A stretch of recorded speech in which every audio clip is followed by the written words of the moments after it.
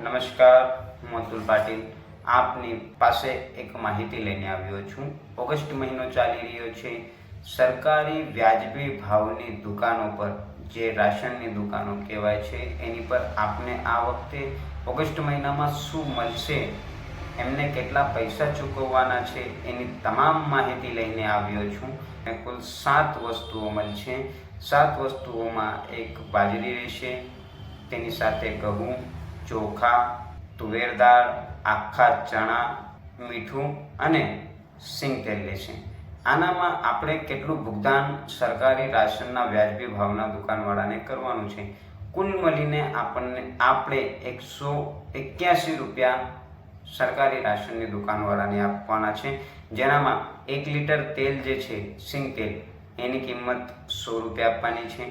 આખા ચણા, જેની કિંમત સરકારી હિસાબે 30 રૂપિયા એને આપવાની રહેશે।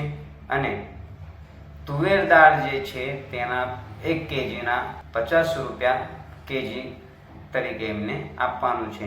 અને 1 રૂપિયાનું જે મીઠું આવે છે, મીઠાની, જો આપને વ્યાજબી ભાવના રાશનની દુકાનવાળા આ વસ્તુઓ આપવામાં ના પાડે અથવા તો વધુ પૈસાની માંગણી કરે તો અમારો સંપર્ક કરો 81 60 28 80 31।